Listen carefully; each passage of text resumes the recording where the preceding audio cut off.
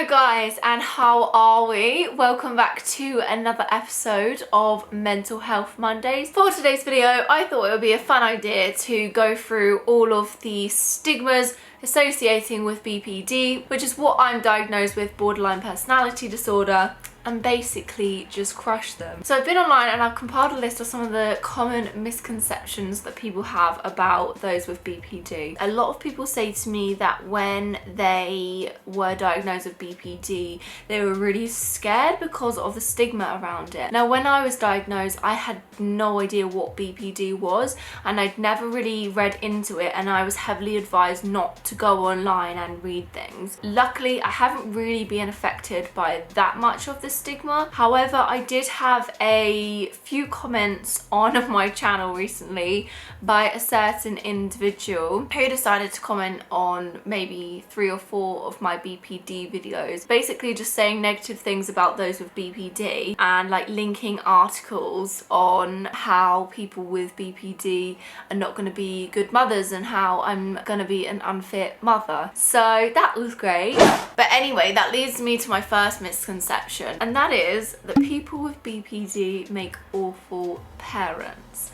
Now, I'm not gonna lie, when I got those comments, like my initial reaction was like, shit, I did overthink it and I did over worry, because I thought, what if I'm ill when I have children and I'm not able to look after them? In actual fact, that's not the case. I feel like I will make a very competent parent. I feel like I've got BPD under control. If I do go on to have children with a partner that I've got now, Sam, I know that he will be so supportive and help me when I need. And I feel like I've got all the measures in place now to, if I am struggling when it comes to the time to have children, I can make rational, confident decisions. So basically the misconception is that you're gonna traumatize and mess up your kids by being manipulative and self-centered and things like that. I think in actual fact for me it's the opposite.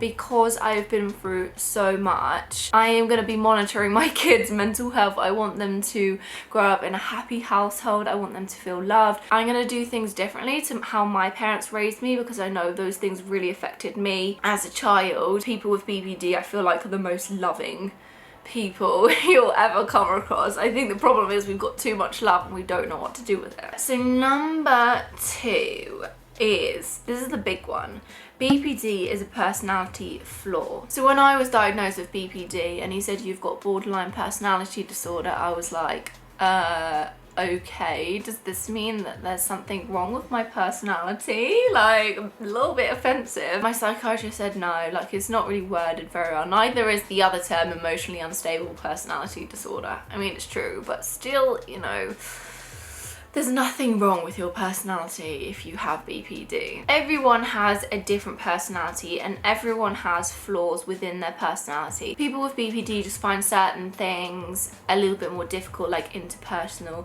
relationships, you know, there's issues of attachment, being hard on yourself, but these symptoms are totally manageable. I would say from personal experience, I think I've managed pretty well. And to be honest, I think BPD has made my personality even better, because I wouldn't be the person that I am today if I hadn't gone through all of what I have gone through. So that is another goodbye. Number 3, BPD doesn't respond well to treatment, and people with BPD are usually treatment resistive. So I know that BPD can be difficult to treat, and a lot of people try many different types of therapies and medications before they get there. I was lucky, I found a medication and therapy combination that worked for me, which was venlafaxine and propranolol on the medication side, and then CBT, cognitive behavioral therapy, with an amazing psychiatrist. I think that's what really made the difference. I can understand anyone with mental illness being treatment resistive at the beginning. When you're suicidal, you want people to leave you alone to be suicidal. You don't want to be thinking about how to recover. You just want to be left alone.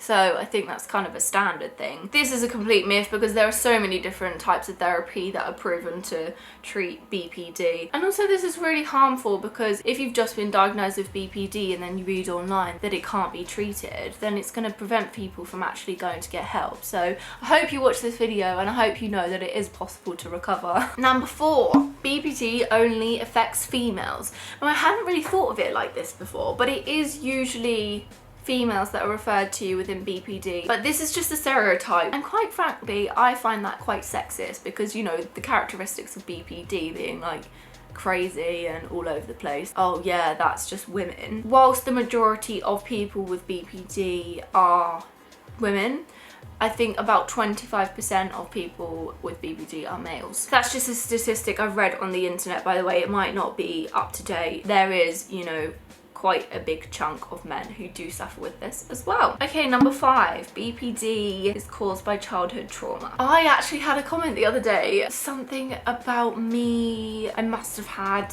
some kind of sexual trauma, like someone was just basically making assumptions about me on one of my videos, and I didn't. I mean, I had small traumas throughout my childhood, but I would say there were like multiple factors that led to my BPD. And in actual fact, I read a little section on a website that said researchers found that multiple factors can predispose someone to develop BPD.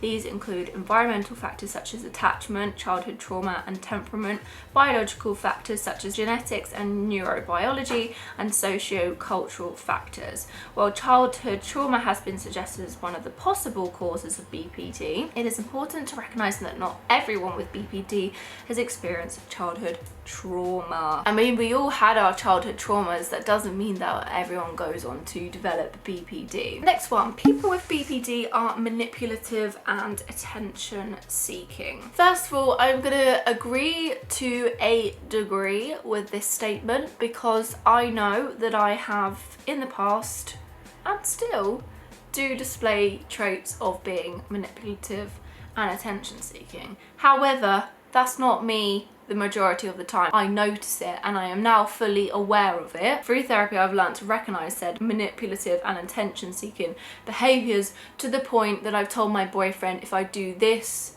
just don't entertain it, and if I do this, I'm just trying to make you feel bad, don't feel bad for me, etc. Saying that people with BPD are manipulative, the manipulation isn't pre-planned. They're not planning how they can manipulate someone into doing something. It's usually a reaction to an emotion. For example, manipulating someone into trying to feel sorry for you. Everyone does it though, like everyone does it to a degree, playing the victim so that someone will feel sorry for you. It's not like people with BPD go around and plan how they're gonna like manipulate and mess up people's lives. Next one, BPD sufferers are selfish. At times I do think that I'm very selfish, but again, I notice it. I notice the times when I am being selfish and very self-absorbed. Although I do think that we live in a very selfish and narcissistic society nowadays. I feel like, I don't know if I can talk about everyone with BPD, but for me, I value people's lives way above mine, and that is part of my issues, in that I have such a low self-worth that I will care about other people way more than I do myself. I guess a lot of the time being self-absorbed can come across as being selfish, because I do spend a lot of the time thinking about myself, woe is me, etc, etc, etc, and then I realise that I know that that's not really a healthy way to look at life, and it's not really going to get me anywhere, feeling sorry for myself and only thinking about myself. And in actual fact, I found in my recovery, helping others is actually beneficial to me as well. I guess that could be seen as selfish, but helping other people I find sometimes just takes my mind off myself and it makes me feel good. Helping others is what I love to do. That's why I made this YouTube channel, to help people. Next one, people with BPD can't love anyone but themselves. Oh my god, again, this is so far from the truth. Like I said, number one of my main challenges in life is loving myself. It's been a long journey. I'm still not there. I'm still super hard on myself. I'm still filled with self-hatred. I don't love myself, and that's not a symptom of BPD, so I don't even know where this myth has come from. That may be a symptom of other personality disorders. It's definitely not one of BPD. I love my family, I love my friends, I love my boyfriend, I love my dog. Like I said at the beginning, I think the problem is we love too much. We give so much, and then when someone doesn't reciprocate that love, that's when the issues occur with BPD, well, for me at least. So yeah, next one. People with BPD are unlovable and incapable of being in healthy relationships. I'm not gonna lie, I do think having BPD makes relationships very difficult. Before I was diagnosed, when I was just diagnosed with depression and anxiety, I was really confused as to why I had such a huge emphasis and such a huge issue with relationships when people that I knew with depression and anxiety didn't suffer with that. As a result of my BPD, I do think that a lot of relationships have broken down. It wasn't meant to be. I've moved on since then, and I am currently in a very happy, stable, loving relationship. I never thought I'd get to this stage, to be honest. I was single for about 4 years when I was recovering, just to try and focus on myself, and then kind of by accident I met my current boyfriend, and he has been amazing with me. In terms of being unlovable as well, even if it's not in a relationship, you're always gonna have people that love you. Okay, we have a few more. I am really enjoying it, destroying these stigmas. So, people with BPD are just awful people. There's this misconception that people with BPD are really unpleasant people and that we're really difficult. In actual fact, I feel like it's the opposite. I think usually BPD are those who have lots of people around them who love them and really value them. And that's how I knew there was something wrong in the beginning, because I had such a great network of people but I still wasn't feeling okay. I was like, there's gotta be something wrong here. We're not awful people. That is one of the stupidest things I've ever heard. Next one. People with BPD are acting dramatic for attention. I think we're all pretty guilty of this. I think toddlers do it. I know some of my friends do it. But the thing is, we're not being dramatic. When we say we have these feelings, like, it's true. People with BPD feel feelings so intensively. That is one of the main issues. I'm not being dramatic when I say that some of my thoughts make me think that, like, it's the end of the world. Yes, our thoughts are irrational a lot of the time, but we genuinely believe them. Like, it's not being dramatic for attention, and people with BPD usually don't want to seek attention, especially with things like self-harm. There's such a huge misconception around the fact that self-harm is for attention. It's not. When I was in the midst of self-harming, I would cover it up because I knew that it would upset people. It was my own personal sabotage. It was a secret that I like to keep. People may think, oh, you can't be that upset or that depressed or that angry that often. Yeah, you can. When you have BPD, you probably go through about 20 million emotions a day. No, I'm joking. But seriously, it's like a roller coaster, like, just in a day. It's like bipolar, but confined into a much shorter space of time. And it doesn't help people saying that it's for attention. But I'm just gonna ignore you because you clearly know nothing. Okay, we got 3 more. People with BPD are just plain dangerous. Yes, a lot of people may be placed into psychiatric hospitals, but that is usually, I'm making sweeping generalizations here, it might not be the case, but it's usually because they're a risk to themselves, not to others. When I was very ill, I did not want to harm other people. I wanted to harm myself. I wanted to end my own life, no one else's.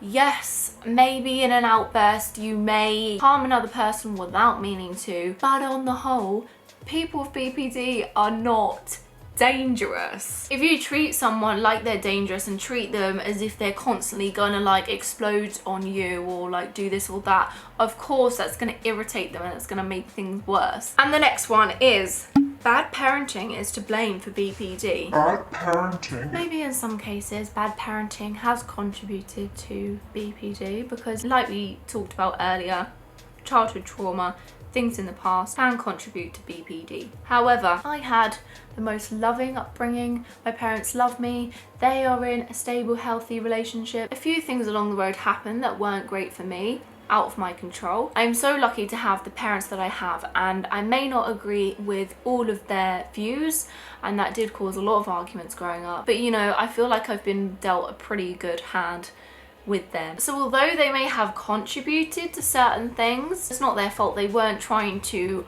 on purpose, mess my mental health up. We can't fully place our blame on parents for this because BPD is down to so many different other factors. It's a mixture, it's a melting pot of things that happen to you. It's not just parents. Okay, and I do actually have a final one. This isn't necessarily like something that people on the outside may say, but I wanted to just include it anyway.